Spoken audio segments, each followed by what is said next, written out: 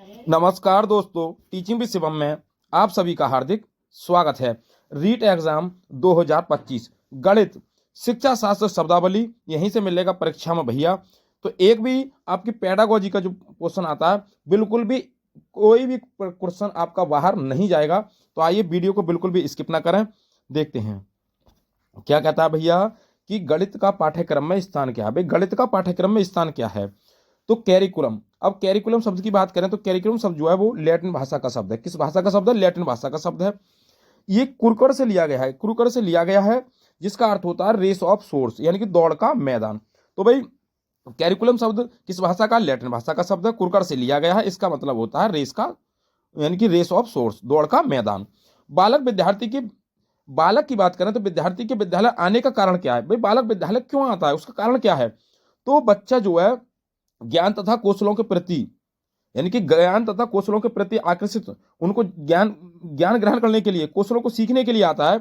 वांछित दृष्टिकोण तथा आदर्श प्रति, यानी कि आदर्शवाद बनने के लिए, ना कि नौकरी और ये सोचते हैं, ऐसा नहीं है भैया। गणित का पाठ्यक्रम में स्थान क्या है? तो गणित का पाठ्यक्रम में स्थान क्या है? नेशनल कैरिकुलम फ्रेमवर्क, यानी कि राष्ट्रीय पाठ्यचर्या रूपरेखा। तो क्या है भैया? ये शिक्षा के क्षेत्र में एक प्रमुख दस्तावेज है। ये 2005 पाठ्यचर्या की रूपरेखा क्या है भैया? ये तो ये भारतीय शिक्षा व्यवस्था का वह अब तक का सबसे नवीनतम और बृहत्तम दस्तावेज है। तो क्या है ये शिक्षा के क्षेत्र में प्रमुख दस्तावेज है। कौन? नेशनल कैरिकुलम फ्रेमवर्क, राष्ट्रीय पाठ्यचर्या की रूपरेखा 2005। इसे भारत सरकार की मानव संसाधन मंत्रालय की पहल पर तैयार कराया गया था भैया। इसे राष्ट्रीय एवं अंतर्राष्ट्रीय स्तर के शिक्षाविदों ने मिलकर तैयार किया। अध्यक्ष कौन थे? तो प्रोफेसर यशपाल की अध्यक्षता में इसे तैयार किया गया भैया। किसको? एनसीएफ 2005 को। आइए देखते हैं।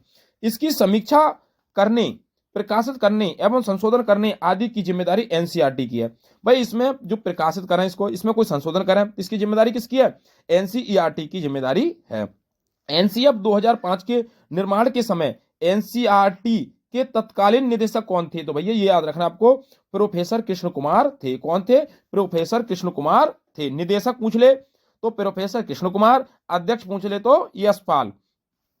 ये रविंद्रनाथ टैगोर जी के निबंध, अब ये किससे लिया गया भैया? एनसीएफ 2005। तो रविंद्रनाथ टैगोर जी का एक निबंध कौन सा? सभ्यता और प्रगति से लिया गया है भाई, सभ्यता और प्रगति। एनसीएफ 2005 का मुख्य वाक्य क्या था भाई? इसकी थीम क्या थी? तो बिना बोझ के शिक्षा, लर्निंग विदाउट बर्डन। अब तक कुल 4 पाठ्यचर्या की रूपरेखा बन चुकी हैं। कौन कौन सी है भाई? 1975 में, 1988 में बनी, 2000 में और 2005 वाला। आइए नेक्स्ट आगे देखते हैं। आगे है भाई उद्देश्य। इसका उद्देश्य क्या है? तो भारत में स्कूलों के लिए पाठ्यक्रम, पाठ्य पुस्तकों एवं शिक्षकों प्रथाओं के एक दिशा निर्देश के रूप में कार्य करना। सिद्धांत क्या है? इसके सिद्धांत कौन कौन सी हैं? तो भाई ये आपको जरूर ध्यान रखना। भाई एनसीएफ 2005 के प्रमुख सिद्धांत कौन कौन से हैं भैया? बिल्कुल यहां से प्रश्न जरूर पूछेगा भाई। ज्ञान को बाहर जीवन से जोड़ना, यानी कि बच्चे के जो ज्ञान है उसको बाहरी जीवन से जोड़ा जाए, पहला। दूसरा, रटने की प्रणाली खत्म की जाए, रट्टा ना मरवाया जाए भैया। पाठ्य पुस्तक पर केंद्रित ना हो शिक्षा, बाल केंद्रित शिक्षा हो भैया। कैसी हो? बाल केंद्रित शिक्षा हो। कक्ष को गतिविधियों से जोड़ा जाए और उन्हें लचीला बनाया जाए। कैसे बनाया जाए? लचीला बनाया जाए। राष्ट्रीय महत्व बिंदु को शामिल किया जाए, और इसमें भी राष्ट्रीय जो महत्व बिंदु है उनको भी शामिल किया जाए एनसीएफ 2005 में। आइए एनसीएफ 2005 में रूपरेखा के तहत सभी भाषा में 8वीं अनुसूची में अनुवाद किया जाए। किसमें? 8वीं अनुसूची की बात कर रहा है भैया। भाषाओं का जिक्र किसमें है? 8वीं अनुसूची में है भाई। कैसे कह रहे हैं भाई? 8वीं अनुसूची में अनुवाद किया जाए। इसमें विद्यार्थियों को रखने से मुक्त कराया जाए, यानी कि विद्यार्थियों को मुक्त कराया जाए। किससे भैया? जिससे उनका चहुमुखी विकास हो सके। महत्वपूर्ण बिंदु है भाई, बच्चे का ज्यादा से ज्यादा कैसा हो? चहुमुखी विकास हो। शिक्षा बाल केंद्रित हो। शिक्षा कैसी हो? बाल केंद्रित। पाठ्यक्रम ज्यादा व्यवहारिक हो। पाठ्यक्रम जो बच्चे का रखा जाए तो वो ज्यादा से ज्यादा क्या हो? व्यवहारिक हो, जो उसके व्यवहारिक जीवन में काम आए। एनसीएफ 2005 पाठ्यचर्या की रूपरेखा एनसीईआरटी पाठ्यक्रम में सुधार लाने हेतु अपनाया गया एक सुधारात्मक कदम है। क्या ये एक सुधारात्मक कदम है? और ज्ञान को बाहरी ज्ञान से जोड़ा जाए भैया, बाहरी ज्ञान से जोड़ा जाए भाई, ये कहता है भाई एनसीएफ 2005। राष्ट्रीय पाठ्यचर्या की रूपरेखा 2005 के अनुसार भाषा बच्चों की मातृभाषा होगी। कैसी भाषा होगी भाई? बच्चों की भाषा मातृभाषा होगी। और बच्चों की जो मातृभाषा है उसको स्वीकार किया जाए, क्योंकि बच्चों की जो मातृभाषा होती है एक संसाधन का काम करती है भाई। शिक्षण सूत्र की बात करें तो ज्ञात से अज्ञात की ओर और भैया मूर्त से अमूर्त की ओर, यानी मूर्त से अमूर्त की ओर, मूर्त से अमूर्त की ओर हो भैया। तनाव मुक्त शिक्षा का वातावरण देकर शिक्षा देनी, भाई बच्चे को तनाव ना दिया जाए, बच्चे को तनाव ना दिया जाए, बच्चे को भैया बालक को क्रिएटिव बनने का पूरा मौका दे और बच्चा को क्या हो जिज्ञासु सक्रिय बनने का पूरा मौका दिया जाए बच्चे को। आइए आगे देखते हैं पॉजिटिव टैग वर्ड्स। कौन कौन से पॉजिटिव टैग वर्ड्स हैं भैया, यहां से प्रश्न आपको पॉजिटिव टैग वर्ड्स आपको जरूर ध्यान रखने हैं, पेडागोजी में आपको बहुत ही मदद मिलेगी भैया। संकल्पना को वास्तविक जीवन से जोड़कर, यानी कि संकल्पना जो भी कॉन्सेप्ट है उनको वास्तविक जीवन से जोड़ा जाए। विद्यार्थियों को चर्चा में शामिल करें, बच्चों को चर्चा में शामिल किया जाए, बच्चे आपस में क्या करें, चर्चा करें, वार्तालाप करें, हस्तचालकों का प्रयोग करें। और जो बच्चे होते हैं यानी खुद से करें, किसी कार्य को, कोई भी कार्य हो खुद से करने की कोशिश करें, खोज में उपागम का उपयोग करें। और भी खोज ज्यादा से ज्यादा बच्चे क्या करें, अन्वेषण करें, खोज करें। विद्यार्थियों को उनकी बाह्य अनुभव को कक्षा में रखने का पूरा अवसर दें, यानी कि बच्चा उनके तर्कणा को विकसित किया जाए। बच्चा जो अपने अनुभव रखना चाह रहा है तो उसको अध्यापक का दायित्व है तो उसको रखने का पूरा मौका दें, उसको डांट कर फटकार कर बैठाए ना कि बैठ जा भाई ये नहीं होगा, नहीं ऐसा नहीं करना है भैया। उस बच्चे को उसके अनुभव को क्या करना है, साझा करें भाई, बताएं उस अनुभव को क्या करना चाह रहा पूछ रहा है बच्चा। गणित की शिक्षा सबके लिए हो तथा सबके लिए समान हो, और गणित की शिक्षा है वो सबके लिए हो और सबके लिए समान हो। हर संभव ये प्रयास करें कि उनकी सोच का गणितीयकरण किया जाए, बच्चे की सोच का गणितीयकरण किया जाए। तर्क संगत विचारों को प्रोत्साहित करें, बच्चा जो तर्क कर रहा है तो उसके विचारों को क्या करें भाई, प्रोत्साहित करें, क्या करें, प्रोत्साहित करें भाई। आइए आगे देखते हैं, आगे है भाई गणित एक यथार्थ विज्ञान है। गणित क्या है भाई, तो गणित एक यथार्थ विज्ञान है।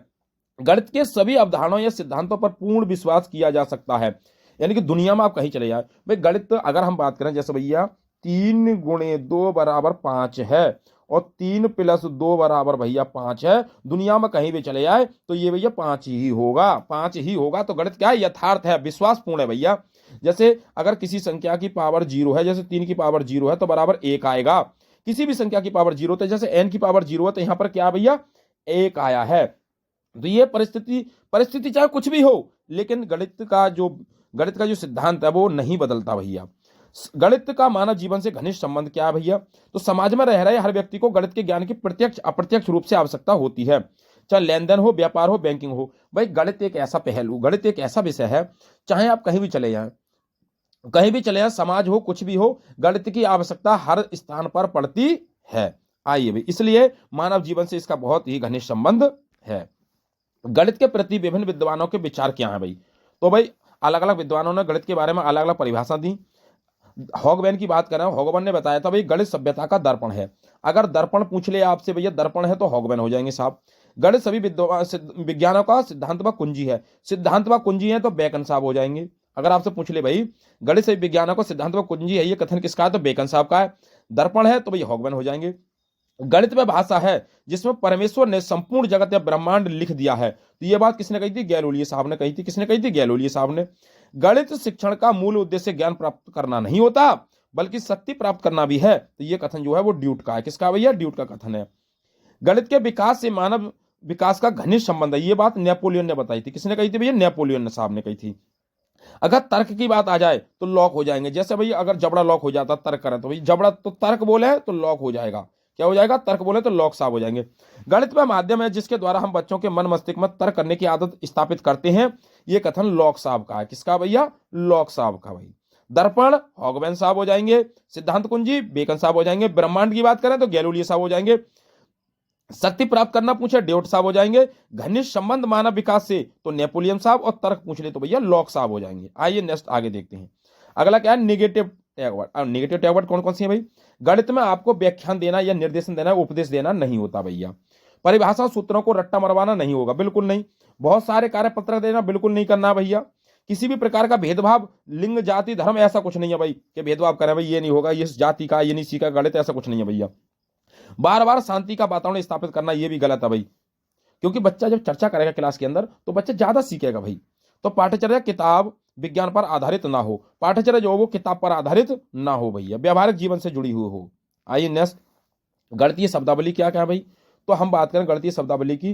तुलनात्मक जमा किसे कहते हैं भैया, तुलनात्मक जमा किसे कहते हैं, जब जैसा मान करें जब ए के पास बी की तुलना में जब ए के पास बी की तुलना में वस्तु अधिक हो तो तुलनात्मक जमा, जैसे मैं बात करूं, जैसे ए के पास 5 रुपए हैं, ए के पास कितने भैया 5 रुपए हैं, तो भाई ए के पास 5 रुपए हैं और बी के पास कितने भैया 8 रुपए हैं, कितने हैं 8 रुपए, बी के पास 8 रुपए हैं, ए के पास 5 है, तो भाई इसकी तुलना में इस पर कितने रुपए अधिक हैं, तो 3 रुपए अधिक है। तो ऐसा हमें बताना नहीं है, बल्कि ये क्या हो गया भैया तुलनात्मक जमा हो गया, क्योंकि दोनों की तुलना की तो ये तुलनात्मक जमा हो गया।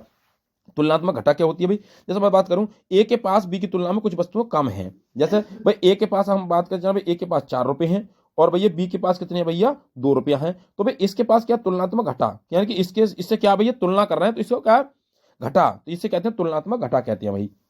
व्यवकलित जमा क्या होती है भाई, जैसे हम बात करें भाई कोई वस्तु है, जैसे मैं कहता हूँ 8 में से क्या घटाया जाए, 8 में से क्या घटाया जाए कि भैया 3 आ जाए, तो ऐसे सवाल क्या होते हैं व्यवकलित जमा पर आधारित होते हैं। जैसे कहा जाए कि ए में से कितना घटा दिया जाए कि बी हो जाए, तो भाई ए में से कितना घटाए कि बी हो जाए, तो बी में से ए को घटा देंगे ना, तो ये कहते हैं भाई व्यवकलित जमा। आइए नेक्स्ट आगे, समुच्चयन क्या है भैया, तो समाचार का तात्पर्य वस्तुओं के संग्रह से हो, जब ए वस्तु में बी वस्तु मिला दिया जाए तो इसका संपूर्ण योग समुच्चयन कहलाता है। जैसे बात करें भाई एक टोकरी में 10 सेब हैं, उसमें 5 सेब और मिला दिए जाए, तो ये क्या हो गया भाई समुच्चयन हो गया, क्या हो गया भाई समुच्चयन हो गया, क्योंकि उसी चीज में तो बड़ा वृद्धि हुई है, उसी चीज में वृद्धि हुई है।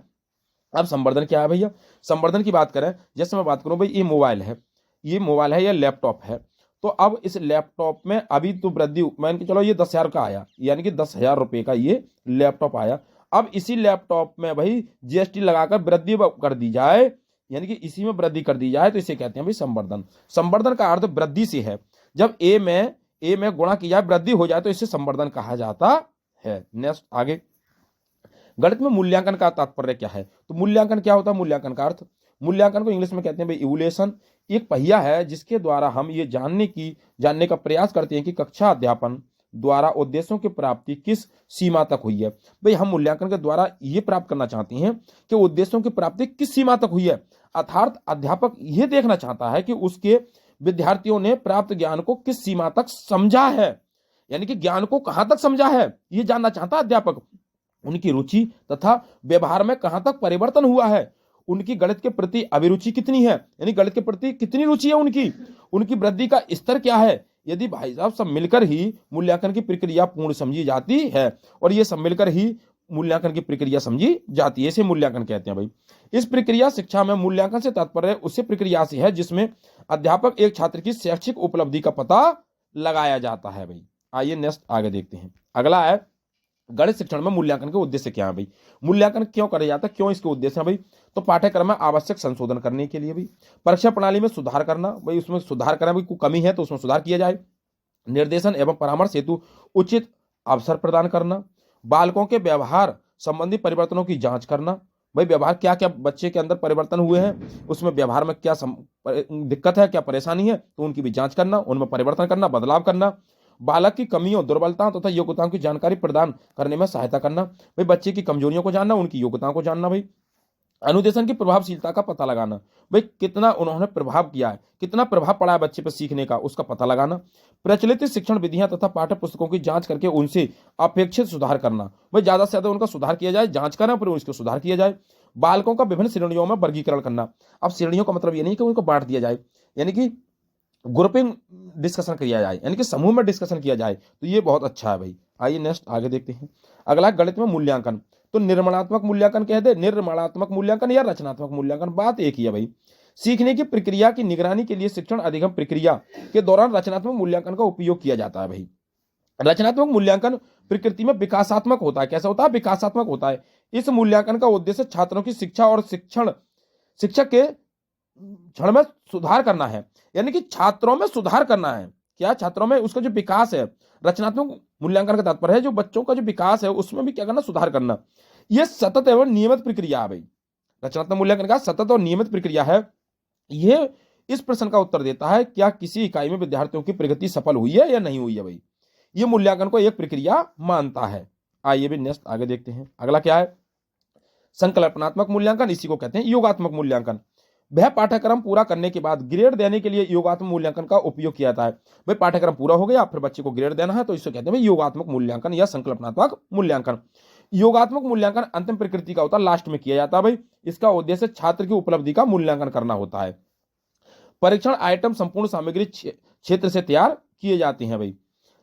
यह शिक्षक को शिक्षण प्रक्रिया की प्रभावशीलता जानने में मदद करता है। ये नियमित एवं सतत प्रक्रिया नहीं है, यह क्योंकि सत्र के अंत में किया जाता है भाई योगात्मक मूल्यांकन। योगात्मक मूल्यांकन सत्र के अंत में किया जाता है। तो ये क्या भैया, बच्चों की उपलब्धि का मूल्यांकन करना होता है। ये इस प्रश्न का उत्तर देता है कि छात्रों ने पाठ्य सामग्री में किस हद तक महारत हासिल की है। नेक्स्ट आगे अगला है भाई निदानात्मक शिक्षण क्या है भैया। तो निदानात्मक शिक्षण की बात करें, डायग्नोस्टिक्स कहते हैं भाई सब चिकित्सा क्षेत्र से लिया गया है, जिसका अर्थ होता है कमी का पता लगाना, बच्चों की कमी का पता लगाना। जिस प्रकार से कोई डॉक्टर किसी रोगी का उपचार करने से पहले उसके रोग के क्षेत्र स्वरूप का पता लगाता है, ठीक उसी प्रकार कक्षा में अध्यापक बालकों द्वारा गणित में की गई त्रुटि एवं उसके स्वरूप का अध्यापक बालक के द्वारा गणित में की गई त्रुटि एवं उसके स्वरूप का पता लगाता है। इसी प्रक्रिया को निदानात्मक शिक्षण कहते हैं। जैसे समझे भाई, इतनी कथा नहीं देखनी है भाई। जैसे आपने देखा होगा भाई, आप डॉक्टर के पास मरीज जाता है तो उसको देखता है भाई कि उसको भाई क्या कहा है, उसको चेकअप कराया जाए। तो लैब जो लगी होती है वहां पर चेकअप होता है। तो जो चेकअप जांच के लिए जो भेजा जाता है उसे कहते हैं निदानात्मक परीक्षण, निदानात्मक शिक्षण। अब जांच करने के बाद जो लैब की जो रिपोर्ट आती है उसको जो पढ़ता है, फिर डॉक्टर उसको ठीक करने की दवाई देता है उसी के अकॉर्डिंग, तो उसे कहते हैं उपचारात्मक शिक्षण। क्या कहते हैं? उपचारात्मक शिक्षण। तो कमियों का पता लगाना निदानात्मक, उसको ठीक करना उपचारात्मक। तो अधिगम के दौरान निहित व्यक्तियों की कमजोरियों का पता लगाना निदानात्मक शिक्षण कहलाता है, और उन कमजोरियों को ठीक करना उपचारात्मक शिक्षण कहलाता है भैया। निष्पत्ति परीक्षण क्या है? इसमें यह पता लगाया जाता है कि विषय में बालक ने कितना सीखा है। निष्पत्ति परीक्षण जो होता है इसमें यह पता जानने की कोशिश की जाती है कि बच्चे ने कितना सीखा है। निष्पत्ति उपलब्धि क्या है भैया? इसमें बालक तथा जवाब उत्तर शामिल होता है, बालक का जवाब और उसका उत्तर भी शामिल होता है। असफलता कम अंक प्राप्त करने के कारणों का पता लगाया जाता है, इसे निदानात्मक परीक्षण भी कहते हैं। भाई बच्चे ने कम अंक प्राप्त क्यों किए उसका पता लगाया जाता कारणों का। निदानात्मक परीक्षण का उद्देश्य छात्रों को उनके प्रदर्शन के आधार पर सफल या असफल घोषित करना नहीं होता, बल्कि अधिगम में रह गई कमियों का पता लगाना होता है। भाई सीखने में क्या कमी रह गई बच्चे की उसका पता लगाना ही निदानात्मक है। निदानात्मक परीक्षण सभी प्रकार के छात्रों पर किया जाता है, ऐसा नहीं कि होशियार हो या कमजोर हो, सभी प्रकार के छात्रों पर निदानात्मक परीक्षण किया जाता है। अब बात करें भाई उपचारात्मक शिक्षण क्या है भैया? Remedial teaching. अधिगम में कमियों का पता लगाने के बाद उसी कमियों को दूर करने के लिए जो शिक्षण तकनीकी विधियां अपनाई जाती हैं उसे उपचारात्मक शिक्षण कहते हैं। तो उम्मीद करता हूं दोस्तों कि गणित पेडागोजी और शब्दावली से जो महत्वपूर्ण फैक्ट थे आपको अच्छे लगे होंगे। वीडियो आपको अच्छी लगे तो वीडियो को ज्यादा से ज्यादा शेयर करें और लाइक करें, और कमेंट बॉक्स में अपना सुझाव अवश्य दें। चैनल पर नए हैं तो चैनल को सब्सक्राइब करें। ऑल द बेस्ट, थैंक्स, जय हिंद, जय भारत।